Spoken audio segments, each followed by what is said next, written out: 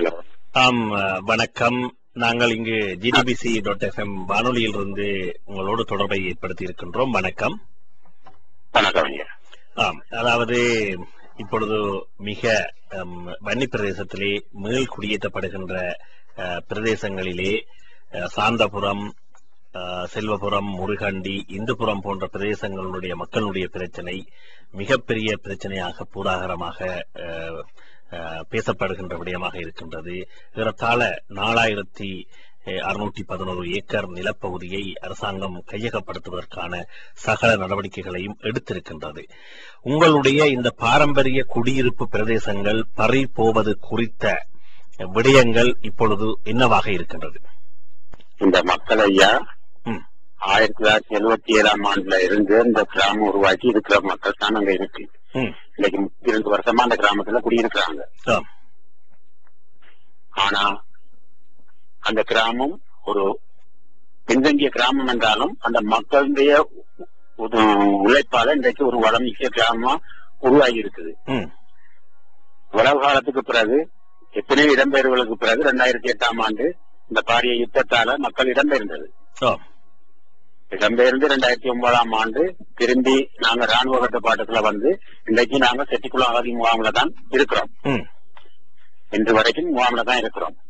ஆனா எங்களுக்கு 4ஆம் மாதம் 26ஆம் தேதி மீள்குடியேற்றத்துக்கான அறிவிப்பு வந்தது. மக்கள் தயாரா இருந்த நிலையில, ஆனா அந்த மக்களை குடியேற்ற அண்டை காலையிலேயே இந்த மீள்குடியேற்றம் தடை இடைநிறுத்தப்பட்டிருக்கின்ற அறிவித்தல் வந்துச்சு. அதன் பிறகு நாங்க பிரதேச செயலாளரோட போயிட்டு எத்தனையோ முறை தொடர்பு கொண்டு 100க்கும் மேற்பட்ட மக்கள் போயிட்டு அவரோட நாங்க கலைச்சேர்த்துல தான் அவர் சொன்னார், உங்களோட மீள்குடியேற்றத்தை ராணுவம் தடை செய்திருக்கு என்று சொன்னவர்.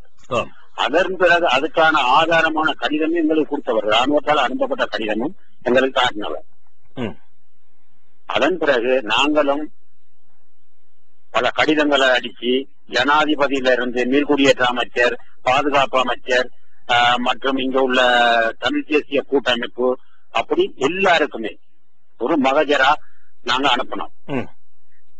ஆனா இதுவரைக்கும் அதுக்கு எந்த வித பதிலும் இல்லை. அதன் பிறகு சென்ற மாதம் இந்த மாதம் 14ஆம் தேதி ஜனாதிபதி கிளிநொச்சிக்கு வந்திருந்தார், வருகை இருந்திருந்தார் ஒரு பாராளுமன்ற தொடர் கூட்டத்துக்காக.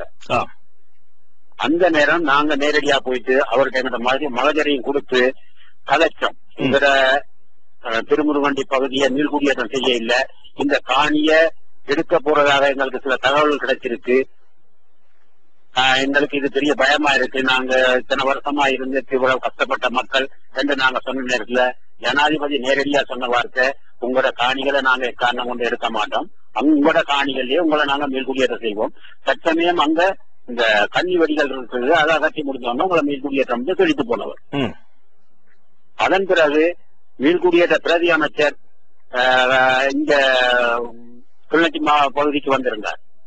அவருக்கு கையை நாங்க மகஜரை கொடுத்து நேரடியாக எங்களோட நிலப்பாடு இப்படித்தான், எங்களோட காணிகள்லயே மீள்குடியேற்றம் செய்யுங்கன்னு சொல்லி அவரும் சொல்லிட்டு போனவர். நான் போயிட்டு எல்லாம் கதைச்சு உங்களுக்கு ஒரு நல்ல முடிவு சொல்றேன் போனவர். மீள்குடியேற்ற பிரதி அமைச்சர் கருணாமானோ அவர்கிட்ட நாங்க அப்படி செய்யறோம். அதன் பிறகு இப்ப ஒரு 15 நாளைக்கு முன்னுக்கு சிறு சைக்கிள் அமைச்சர் டாக்டர் தேவானந்தா இங்க வரவேற்றிருந்தார் திருமுருகண்டி கோயிலுக்கு.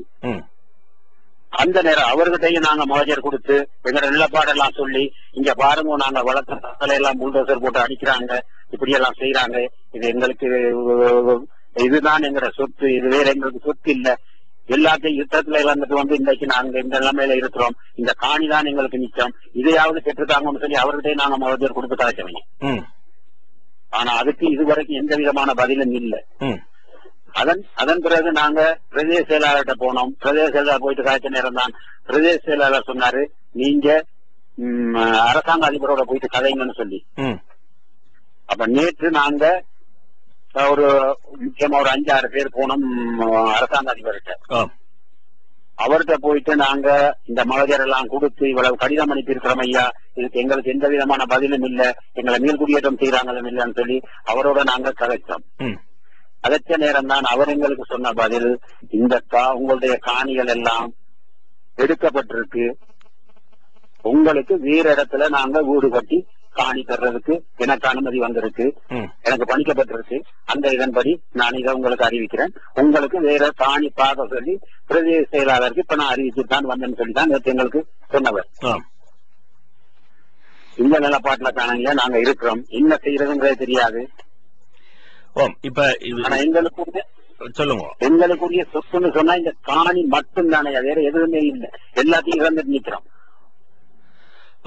அதாவது ஏறத்தாழ இவ்வளவு பேர், எத்தனை குடும்பங்கள் அல்லது இவ்வளவு மக்கள் இந்த முழு பிரதேசங்கள்லையும் வாழ்ந்திருக்கிறீங்க? அந்த கிராமத்தில் ஏனையின் வீதிக்கு மேற்கு பக்கம் கொஞ்சம் குடும்பங்களை குடியமர்த்திட்டாங்க.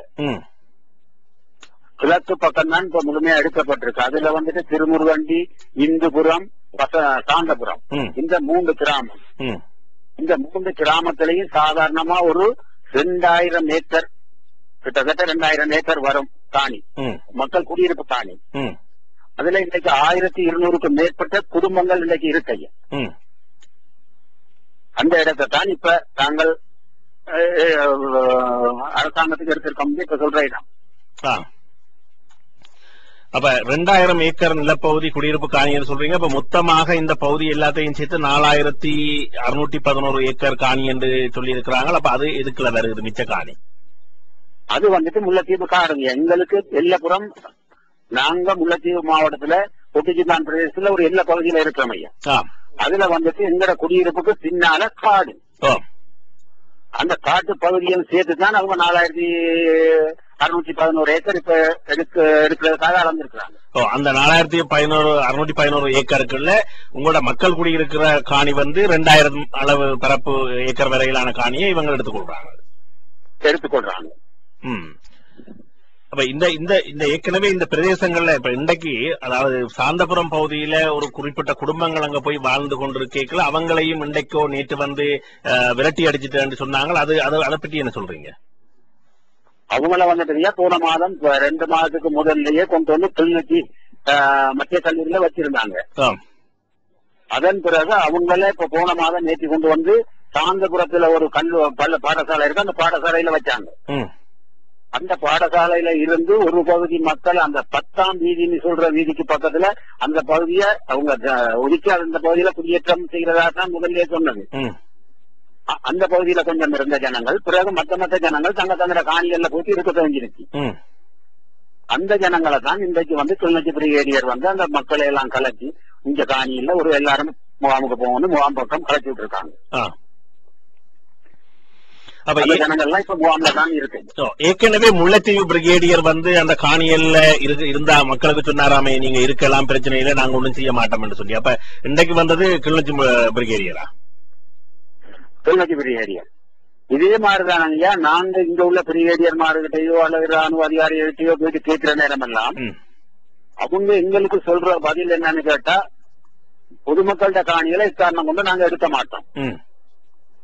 நீங்க போயிட்டு உங்களோட அரசாங்க அதிபரோடையும் பிரதேச செயலாளரோடையும் கதைங்கோ, அவங்க தான் இதுக்கு முடிவு சொல்ல வேண்டியவங்க தாங்க எங்கிட்ட சொல்றாங்க. நாங்கள் காணி எடுக்க மாட்டோம்னு தான் இந்த வரைக்கும் சொல்லிக்கிட்டு இருக்காங்க.